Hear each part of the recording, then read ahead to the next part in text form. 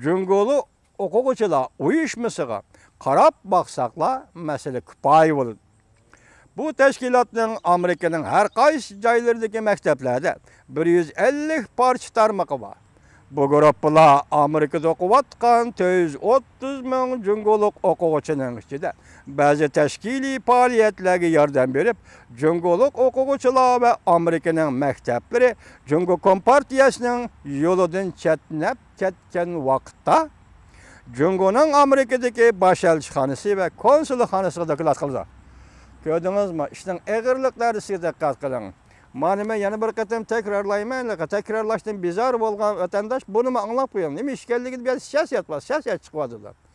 O'quvchilar uyushmasi Amerikada nima qilyapti desangiz, siz atrofingizni qarasangiz, sizning atrofingizdagi Uyg'urlarmi shu o'quvchilar uyushmasining ichida bormi yo'qmi degan savolni qo'yasiz vatandosh. Diqqat qiling. Amerika Qo'shma Shtatlarining muavin prezidenti Mike Pence Hadisin tadqiqoti o'rnida bergan dokladida mundaq deydi, so'zlagan nutqida mundaq deydi. Cüngoluk o'quvchilar uyushmasiga qarab baqsa ish kifoya. Bu tashkilotning Amerikaning har qaysi joylaridagi maktablarda 150 parcha tarmog'i bor. 150 dona tarmog'i bor. Bu guruhlar Amerikada o'qiyotgan 430 ming cüngoluk o'quvchining ichida ba'zi tashkiliy faoliyatlarga yordam berib, cüngoluk o'quvchilar va Amerikaning maktablari Cüngo Kompartiyasining yo'lidan chetnab ketgan vaqtda ash maktabda o'qiyotgan cüngoluk o'quvchilar, hatto shu maktab Amerikaning maktablari Cüngo Kompartiyasining yo'lidan chetnab ketgan vaqtda Cüngoning Amerikadagi bosh elchixonasi va konsulxonasiga doklad qildi. Esiniz keldimi 8-ayning 9-ayning 8-kuni Amerika Qo'shma Shtatlarining prezidenti Trump nima degan edi? Cüngodan kelgan o'quvchilarning hammasi jasos. Demak, mayada mush maktablarda qurilgan o'quvchi uyushmasi va tashkilotlarining hammasi agar Amerikada o'quvchilar, Xitoy o'quvchilar Cüngoning yo'lidan chetnab ketgan aman, bular bu tashkilot, bu uyushmalar Amerika turishli konsulxonaga bosh elchixonaga bu ishlarni doklad qiladi deydi muavin prezident Mike Pence efendi. Maryland shtati universitetida bir nafar cüngoluk o'quvchi o'qish bitirish marosimida o'zi degandek so'z erkinlik havosidan nafas olganligini so'zlaganda Kompartiya boshqarishidagi gizla darhol uningga raddiya berib, Kompartiya boshqarishidagi gizla deganda davlat, Xitoyning davlat ishida gizla emas, davlat sirtida gizla. Hozir Amerikada Xitoy tili nashr qilingan sansanaqsiz desam bo'lmas, bir qancha gizla bor. Shu gizla darhol hujumga o'tib bu qizni Maryland shtatida o'qish bitirish murosimi qatnashib, erkin nafas olganligi, erkinlik havosidan erkin nafas olganligi so'zlaganda bu gizla uningga raddiya berib, bu qiz qattiq tizginlash ostidagi Cüngo universitet matbuotlarining tanqidlash bo'ron chopqunining ziyonkashlikka uchirdi.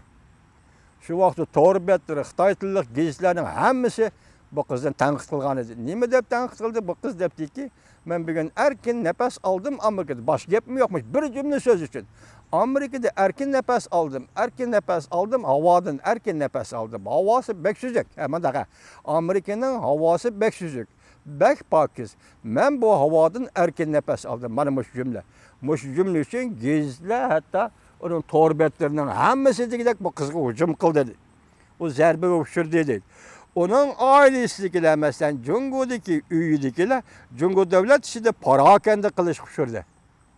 Maryland universitetining o'ziga kelsak, Cüngo bilan almashtirish turlari Amerikada nihoyat keng elib berilib o'tadi. Masalan, maktablar aro bordi keldi munosabatda Cüngo o'zi tiklagan. Amerikaning universitetlari, oliy maktablari bilan shunday munosabatlarni tiklagan. Endi bu yerda pul, dollar masalasi bor. Shuning uchun Maryland universiteti Cüngo bilan almashtirish turlari Amerikada nihoyat keng elib berilib o'tadi. Üzülmey kelayotgan iqim tuyuqsizla üzülüp tamchiga aylanib qoldi. Aşkızın tüpeyli, aşkı sözüge bir söz tüpeyli şu münasibetle üzülüp, kilip duruvatkan dollar tuyuksuzı toktap, tamçı bulup, akıdığan bulup kaldı deydi. Demek bir söz için asildeki münasibet, badı keldi münasibetlerini, tüzüşken toxtamnamlarını, vədinamlarının hemmisi Cungo hükümeti bekar kılıp, Amerika Merla Üniversitesi bilen bolgan münasibetini üzdü demekçi buluvadılar. Cungo yani başkusullar arkalık ilmi faaliyetlerge besim işletti dep devamlaştırdı nutqını orunbasar prezident Pence Efendi.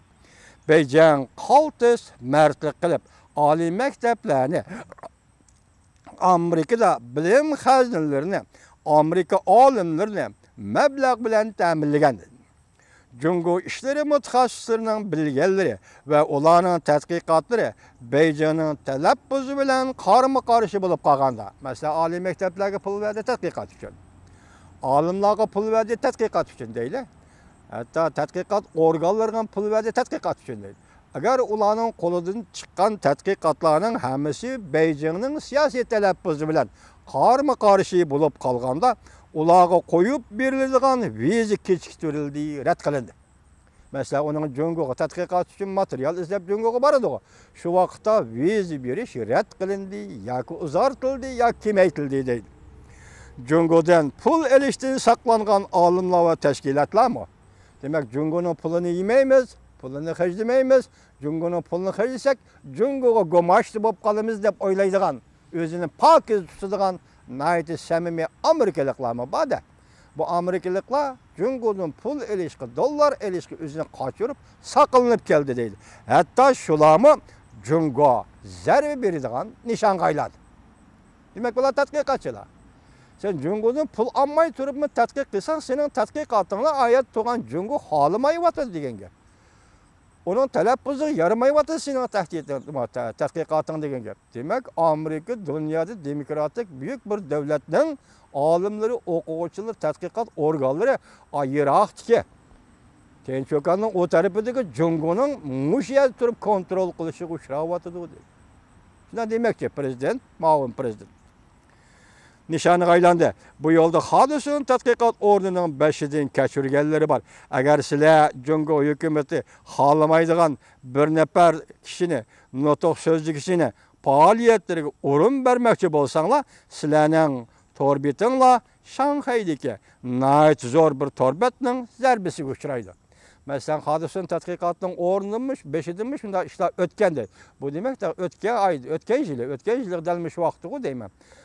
Govinguy degen material paşkılgıçı yani inqilapçı hadisini tədqiqat institutu'na berip ya tədqiqat ornuga berip dokulat sözlemekçi Xitayning amaldarlarına paş qilmoqchi bo'lganda amal ma'qul dedi. Keyin derhal Govinguyning nutq so'zini çek dedi. Hadisini tədqiqat ornuga kelgili qo'ymadi.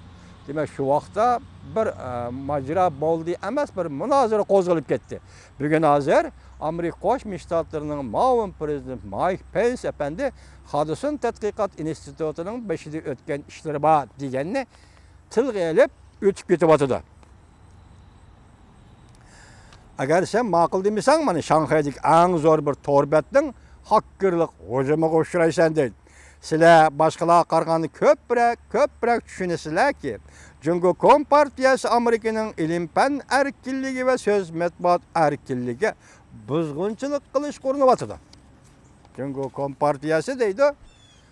Ma'mur prezident Mike Pence efendi hozir Amerika'nın ilim-fen sahasi erkinligi ve söz matbuat erkinligiga buzg'unchilik qilish ko'rinyapti. Bularını ve başkalarını koşkanda dep körsettiği orunbasar prezident Pence efendi özlüksüz körüstüvatkan tirişçallıkını şekillendirdi. Muşlan dep ösen Cungo hükümetinin özlüksüz tirişçallık körüstüvatkanlığını şekillendirdi. Məqsidi Amerika'nın cemaat fikirini ve ammavi siyasetini Amerika evzel degende çiң turuvatkan prezident Trump'ның rəhbərligi de çiң turuşdan ibaret muşundaq bir halkılık meselede kişilerine çetnetişten ibaret. Demek Amerika xalqini prezidentga qarshi qo'ymoqchi bo'lyapti Xitoy deydi. Bizden Cungo hükümranlarına tarixtidigan uçurumuz ve yetkizdigan signalimiz şu ki, deydi Ma'un Prezident Pence efendi.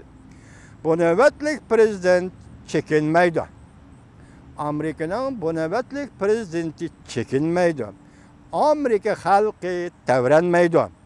Gerçi biz Beijing bilen bolgan münasebetni yaxşılaşni ümit kılsakmı, lekin biz davamlı kalda bexatar. Biz davamlı kalda bexatarligimizni qo'g'daymiz va iqtisodimizni qo'g'daymiz. Demak, davlat bexatarligi birinchi o'rinda, iqtisodiy bexatarlik birinchi o'rinda. Jungolik apandilar, ham xiyol qilmanglar. Bu bizning sizlarga yetkazadigan signalimiz va uchurimiz deydi Ma'un Prezident Mike Pence apandi. Endilikda sizlar ma'niga diqqat qilasiz, hurmatli vatandoshlar. Bugun bu doklad bugun 4-kuni payshanba kuni e'lon qilindi. Dokladning to'liq tekshirsak, burundan to'liq. Endi bunun qarta boshqalarning ko'z qarashlarini nima? Bu to'g'rida bir nima deyishimiz kerak. Ikkinchisi, Jungo hukumatı bunun qanday inkas qaytadi. Endi uni kelar qatamliq leksiyamiz qoldirdik. Lekin bugun mushu dokladga nisbatan kishilar qanday inkas qaytardi? Oxirida bunun quloq solinglar, hurmatli vatandoshlar. So'g'oq munosabatlar urishdan keyin eng qattiq notoq. Mavzu bunda. So'g'oq munosabatlar urushidan keyingi eng qattiq so'zlangan notoq. Olimlar mundaq deyishdi. Kelar qadamda urush e'lon qilish. Olimlar mundaq deyishdi. Kelar qadamda urush e'lon qilish. Mavzuli xabar 10-oyning 4-kuni Olma gazetasida e'lon qilindi. Shangangda xabar mundaq boshlandi. Amerika Qo'shma Shtatlarining o'rinbosari prezidenti Mike Pence Washington xazinasi hodisan tadqiqot o'rnida Prezident Trump hukumatining eng yangi Jungo siyosati to'g'risida nutq so'zladi. Nutqning mazmunlari Amerikaning fan-texnika natijalarini, Jungoning o'g'irlaganligi, Jungo rahbarlarining bugungacha Amerikaning savdo-tijorat talablarini qabul qilmayli qolmasdan, balki yana Amerikaning o'tir mazgillik saylamiga ta'sir ko'rsatishga urinayotganligicha berib chetildi. Iqlim masalalari obzorchilari mundaq hisobladi. O'rinbosar Prezident Pence'ning nutqi so'g'oq munosabatlar urushi oxirlashgandan keyingi eng qattiq nutq bo'lib hisoblanadi. Takdir Jungo'liq, lekin Avstraliyalik iqlim masalalari obzorchisi Yang Hejun o'rinbosar Prezident Mike Pence apandining nutq so'zlab bo'lgandan keyin Twitter'ga mundaq yozdi. O'rinbosar Prezident Mike Pence'ning bilim xazinasi, hodisan tadqiqot o'rnida Jungo siyosati to'g'risida 40 minut so'zlagan nutqi